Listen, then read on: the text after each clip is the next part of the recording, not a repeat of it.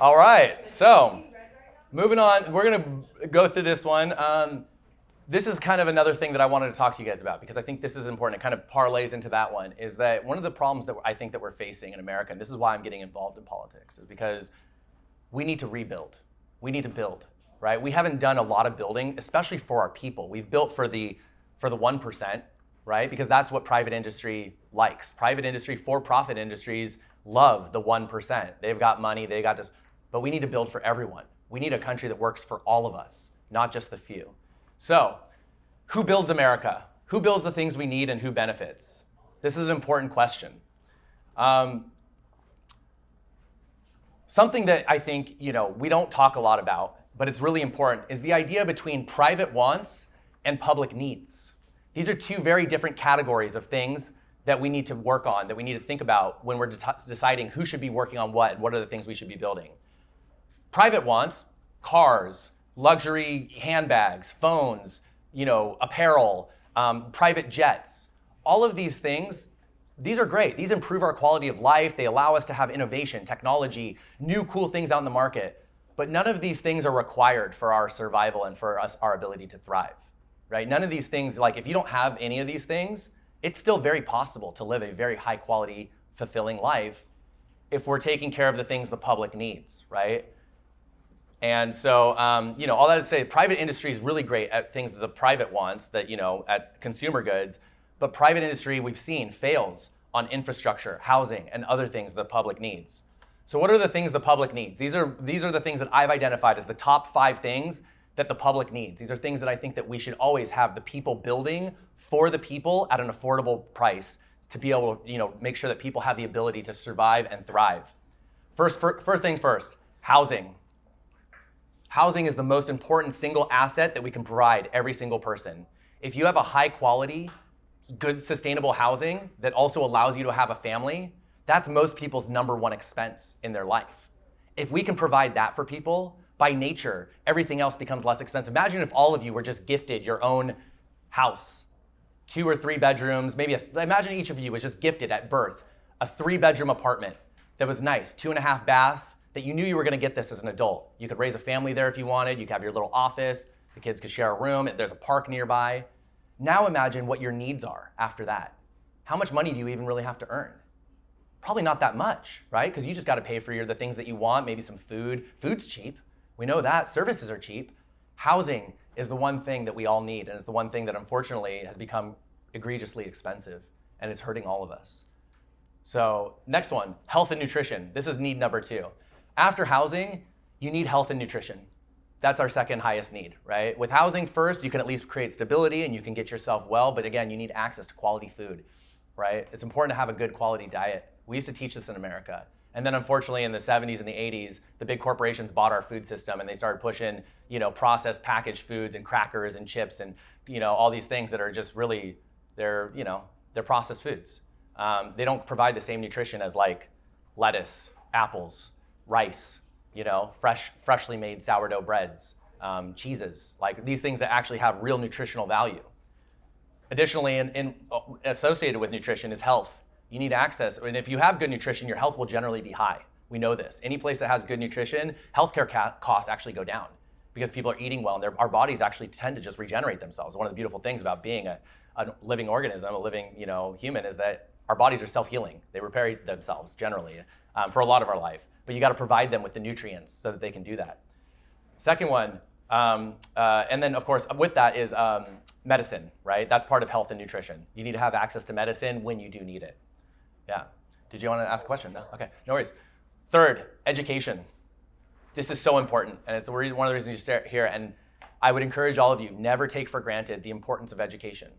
And the reason why is because I'll tell you, we used to have a saying in this country, and we used to talk about this a lot, is that we're all created equal, right? And we might be born into different circumstances. Some of our parents might have more money than others. Some of us might have different, places that we live or access to different types of things. But in terms of our abilities, in terms of our ability to succeed and have a life, we are all generally more or less equal. We really are. We do come out into this world, all of us, with no knowledge of anything, right? We're all born babies the same way. The biggest difference, if we are to believe that we are all equal, and we take out away external forces like economics, which again, that is something to consider. But if we want to look at just our humanity, we are all more or less equal. Of course, some people have disabilities, and we can always talk about that stuff. But generally, the biggest differentiator between any two people is how much they know. It's how much you know. That's really what it comes down to. If you know a lot, if you know how to save lives, and you're a nurse, and you know how to like run IVs and how to do, that's knowledge. If you're an engineer and you know how structural processes and you know how to like build buildings or whatever, that's how much you know. If you're a teacher and you're out, and you understand how to like, handle students and how to like provide them with future education, that's how much you know, right? So how much you know matters, right? Our knowledge, our education, and the reason why this is important is because not everybody's born with equal access to education, right? Wealthy people, we know in Yale, something like 85% of the students at Yale come from families that have like net worth of $10 million plus, right? Yale doesn't actually have legacy systems like Harvard where you get in, but it just turns out that the people who end up getting into Yale are people who are grown up having access to resources. This is why public education, public universities having a thing where even if you weren't born into a good system, into a good economic system, resources, you have a pathway whereby you can educate yourself to build that, right? And we provide that for people. I'm a product of the public school system. Went to public university, graduated from UCLA. I got student grants because my family didn't have a lot of money. That educational system provided me the pathway and the opportunity to be able to be the person that I am today, to build a successful career. This is why it's important. Number 4, transportation. Transportation is something that everybody needs access to. Why? Because transportation it increases your ability to improve your own economic situation, right? If you want to go to a store where there's better prices, if you want to be able to have a job somewhere that's maybe not exactly where you are, you need a way to get to and from there. If you need to have a car, that's expensive, $550 to $750 a month to have a car these days. That's the average, between car payment, gas, insurance. That's economic oppression for people who can't afford that. That's why we have to have public transit and other transit systems available that allow people to be able to move and have the same access to the economy and to services as people who might just be able to afford a private car. Maybe their parents bought them a new Mercedes or whatever. Public transportation is important. Quality public transportation is dignified. And the last one is community spaces. Community spaces are important because they allow us to build community. Some of us weren't born into the best households. Some of us didn't have amazing families or whatever. We struggled. But if we can find community, if we can find places where there are other people who can be a good influence on us and provide us with support and provide us with emotional help when we need it, even if our parents weren't able to, right? That helps us, again, raise the floor so that nobody falls through the cracks. So community spaces are a lot. So these are the 5 things that I believe we should always be building. The U.S. government and the public should always be building for the public. Housing, health and nutrition, education, transportation, community spaces. Yes, sir?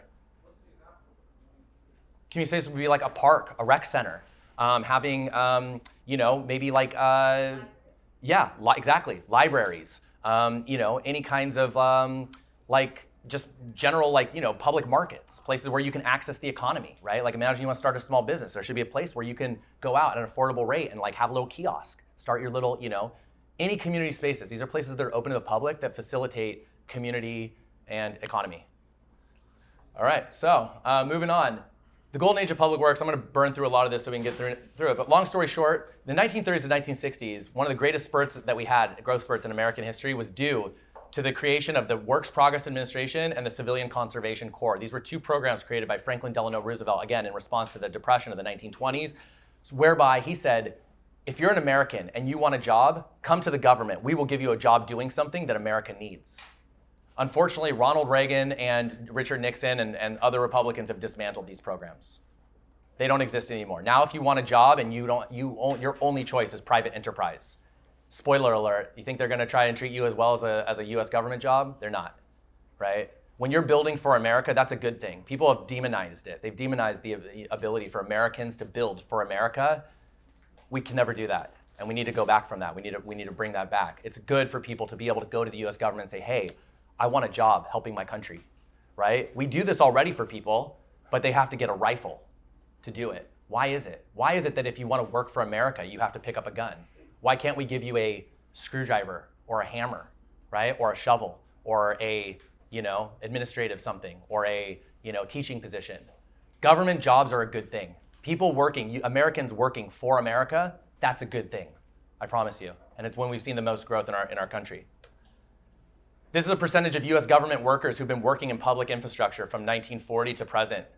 There was a time when all of the US government workers, which hovers around like 4%, of that amount, 1 in about 8 of them was working building things for America. But unfortunately, due to the dismantling of these systems over time, it's now as low as 4%. It's only 33% of what it once was. And then you wonder why our roads are crumbling, why we're not building more schools and universities, why we're not creating hospitals and maybe even public housing for people. This is why. Because again, and what happens when there are fewer people working for it, because we still need these things, where are those people working? Anybody guess? Where are these people working if they're not working for the government? Exactly, private companies. True costs, in-house versus private contractors. So this is the difference, right? When you work directly for the government, that money is going directly into the pockets of American taxpayers. The US government doesn't have to pay for CEOs. They don't have to pay for marketing budgets. They don't have to pay shareholder dividends, right? When America invests in Americans, the vast majority of that money is going directly into the pockets of the people, right? As opposed to those at the top who control these contractor organizations. Contractors, we know, necessarily create 20 to 50% more cost to build across the board. Why? Because of these reasons, right? So this is amazing. So this is the importance of having the government do things. There's just less waste. President Eisenhower in 1961, as he was leaving office, warned us about the military-industrial complex. There was a time in our country where America built the American military. It wasn't Lockheed Martin, it wasn't Boeing, it wasn't Raytheon, and all these private defense contractors. Guess how much the defense budget has ballooned in the last 50 years in America? Trillions. Literally trillions. Trillions of dollars now that we're spending on private defense contractors. That's American taxpayer dollars going to the hands of a few people who own these corporations. Think about where the waste is. The F-35 jet cost us $1.7 trillion to build in terms of research and development. Each one costs us less than that. I think each jet's like about 300 million. But again, the total development cost of the program, right? Just to get the very first jet made, just to get the very first one made, 1.7 trillion. I expect that the US government could have done this for half the price. Right. Impact on democracy, economic opportunity. Stagnant wages, lost pensions. So this is one of the big problems, is that when we rely only on private industry for all of our jobs, wages become stagnant. They have a vested interest in keeping wages low. But imagine you could go to the US government. Imagine the best job paying out there started at $30,000 a year. But the US government said, hey, you know what? We're gonna start you at $45,000 a year. Where would people go for their job? They'd go to the US government, and that's good. Because then you have Americans building for America. And then if private industry isn't building those kinds of things, now they have to actually compete with the US government for labor. So they got to raise their wages in the private sector if people have an option. But right now, people don't have an option to go to the US government for a job. So we're reliant on private industry for our only sources of jobs, which creates economic wage suppression because the private industries have an interest in reducing your wages so that they make more money. Yeah. So is the problem that there's not, like, there's enough jobs, but instead that all those jobs are taken by private industry? So that's a good question. The problem is that the jobs that private industry offers are the ones that are generally profitable, but those are not necessarily the ones that we need, right? And so there's lots of things that we need: roadways and aqueducts and sewage systems and utilities and healthcare and all these things. Private industry has a lower interest in providing those for the public, right? And so if we instead have pathways whereby people can work for America to provide those things that America needs, now private industry has to compete on labor for only luxury goods. That means that the things that people are going to build for private industry are by necessarily going to be things we don't necessarily need. That's good. It's good when our first jobs and the most widely available jobs are for the things that we need, while leaving private industry for the things that are the consumables and the things we don't necessarily need. Remember those 5 that I told you about, those things that we need. Second, crumbling infrastructure. Profit-driven outsourcing neglects maintenance. This is really important, right? Private industry doesn't have any interest in keeping our roads clean or safe. They don't have any interest in making sure you guys have parks. They have interest in selling more iPhones, right? So what happens to our parks? What happens to our bridges? What happens to our schools? That's why it's important that people have government jobs. Corporate lobbying. This is another one. This is a big one. When corporations are now the contractors, when they're the ones vying for government contracts, they have an interest in controlling who's in government, right? As soon as we start saying, hey, listen, America's not building for America, now instead we're offering it out, we're bidding it out to the highest bidder. You think those bidders are just sitting there waiting for a contract? No, they're in Washington asking these people, hey, you want to be the next elected representative? Great, take some of our money. And now we'll get you elected. You just got to give us the contract, right? That's not good. It's not good when we have people, private interests, lobbying our government because there's money in it. And again, a lot of that goes away when America instead builds for America instead of private contractors. All right, oh, sorry about that. Let me go back one. So yeah, basically that's pretty much the end of it. Private enterprise is vital for luxury goods. Look, I love private enterprise for luxury jets, for iPads, for shoes, for any of the stuff we don't need. But for those things that we need, housing, access to health and nutrition, education, community spaces, and transportation, right? For those things, there should always at least be a public option, a quality, dignified public option. Right? That ensures that everybody, no matter who you are, no matter what you were born into, no matter your family status or whatever, you have a pathway built by America to provide you with a dignified life, a life that you can thrive in. And that's why America needs to build for America. So yeah, that's pretty much it. Appreciate you guys.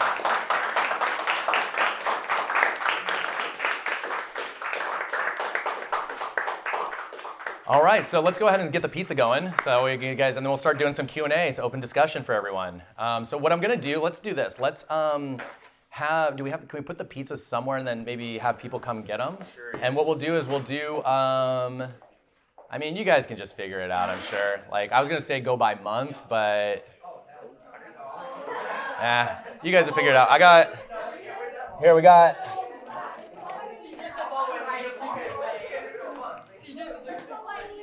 I'm gonna we got some cookies here, we got some